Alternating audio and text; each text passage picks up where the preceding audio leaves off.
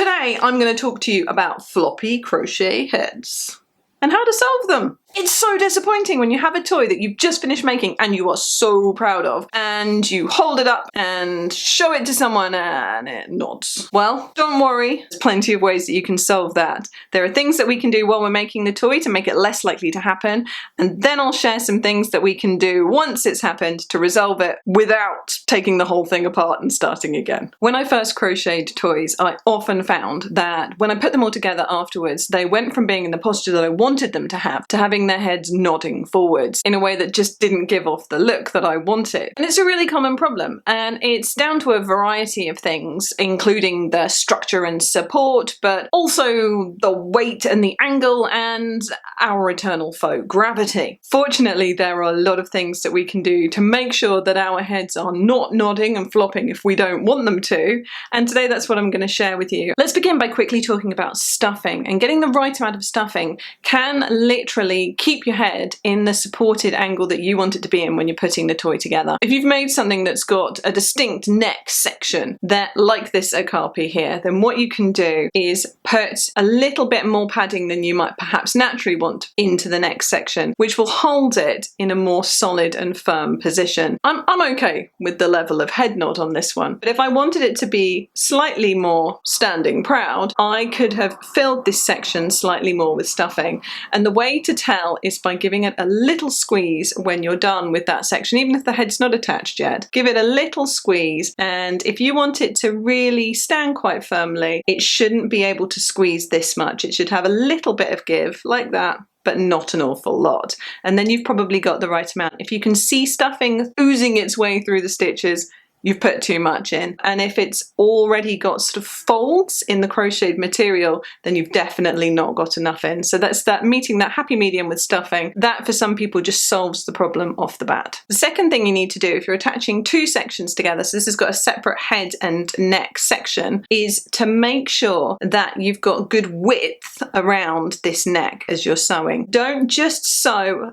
the top round at the neck, sew as wide as you're willing for the stitches to go in order to get the angle that you want, and also for it to look like it's not sort of shrugging into its own neck a little bit there. What I tend to do is do very tight stitches here as well to hold it firmly. And if you want to have increased support with your stitches, take your yarn needle with the same colour yarn attached, go through the back, all the way up, out the middle of the head.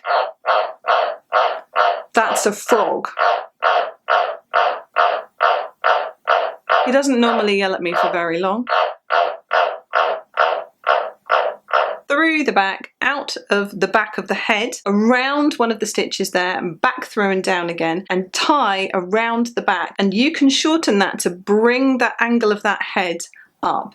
And all you need to do is to hide the ends of the yarn in the back afterwards. Now there are two things that can really impact the sort of proportions and the shapes of your toy that I think maybe don't get talked about enough, and one of those is tension. I've got quite tight tension, but I didn't when I first started crocheting toys, and you can see that the whole toy is much more floppy in those earlier patterns that I produced because my stitches aren't as clenched in tightly. When you have tighter tension, it brings those in a bit more, and it means that they do have a slightly firmer structure to them because they've not got as much loose material in each individual stitch. The other thing that can make a difference, and I think it might have even been I chatted about it in the last video, is whether you yarn over or yarn under. I am a yarn over person. I always will be. I love a yarn over, but yarn under does create slightly tighter stitches, and if you're finding that your personal tension, you're not able to deliberately tighten that up, maybe give yarn under a try if you haven't already. If your stitches and your tension and your stuffing are not going to be able to come together to give that additional support, then what you need to do is put the support in place. And there's a few different ways that I do this depending on the design of toy that I'm making. And one of them is little bits of craft foam. So this is foam. It looks like card, I think, on the thing, but trust me, it's foam that my kids use for craft projects. And what I have found is that if you roll the foam up to the width of the neck of the toy that you want to add structure to. Create a tube with the foam and just insert it into the neck section. If your toy is open-necked, so you're making it in a continuous round, so you've made your head shape down for the neck and then out for the body, this is a really good solution because you slot it in between stuffing. So you stuff the body section and then you slot this through the neck, and ideally you want it to sit near but not actually at the top of the head, so room for a bit of stuffing before, and about halfway down the body. And this provides the most amazing rigidity, but because it's foam, it's still got give to it, so it doesn't produce a sort of unreasonably solid structure in your toy that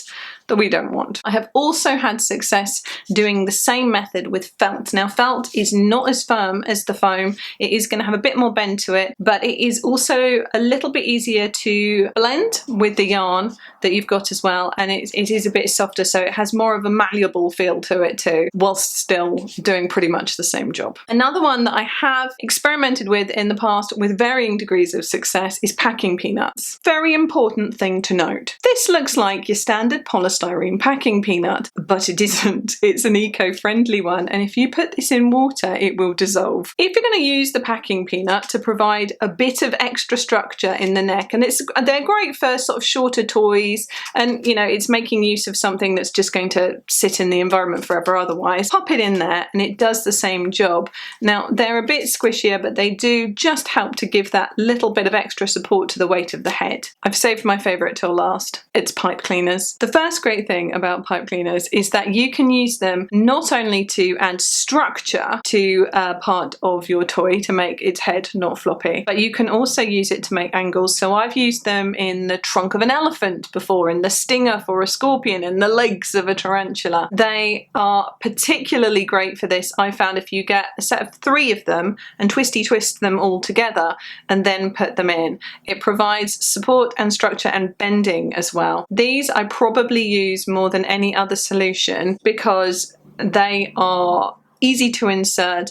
I always seem to have loads of them in my house. They're quite a popular crafting thing with my kids. And yeah, it's easy to change the width of them because you just drop one on the floor if you've got too many of them, or add one in if you want a bigger section. You can also cut them to size with scissors really easily. I mean, they have a wire in them, but it's really thin. Just don't use scissors that you love, because we all have a pair of scissors that we love, right? So they work really, really well. And they also take us on to our next section, which is what to do if you've finished making the toy and it nods at you. I made this elf doll for my daughter for Christmas, and I did not put any structure in the head at all. But you can take something like this and give it extra structure with a pipe cleaner without ruining the look of the thing. So you can take a pipe cleaner after you've finished, insert it through one of the stitches and push it into the body of the toy. Now, if you pinch and get the stuffing out of the way and just the fabric of the toy to the side, you should be able to insert it past the stuffing with relatively little fuss, and it'll add a little bit of extra support. Another thing that you can try is that trick that I talked to you about earlier, where you take your yarn needle and a bit of the same coloured yarn and you tie a section together and pull it taut. And that is a really nice one for animals who are forward weighted with their faces, because you can use it as a counterbalance. So the weight of the nose pulling it forwards allows you to then pull it up. However, this little girl has more of a round head, so it's less likely that that method's going to have a huge amount of impact. The other thing that you can do is simply re-sew. So it's going to change the position of the head a little bit, but for this one, what I think I will do is simply push the head down slightly more into the neck and then take a couple of those little stitches at the side and sew them on there. You can also, if you have a very fine crochet hook that is at least 2 or 3 millimeters smaller than the one you made the toy with, get some extra stuffing and pull it into the toy as well. This does occasionally misshape a couple of the stitches, but if you do it in a less obvious place, like especially on that doll, so she's got hair, you could do it under there, you can pull a bit more stuffing in to give it a bit more weight into that neck area and support there as well. You can also use your hook to pull that pipe cleaner in if you're having trouble just inserting it down the side. Anyway, I hope that that was helpful, gave you some things to try out with your own crochet toys. If you have any ways that you make your crochet toys heads not flop over, then do let me know in the comments section below, and I can't wait to hear them and which one of the ones that I shared has worked for you in the past. Let us know. We'll chat there. Happy crocheting.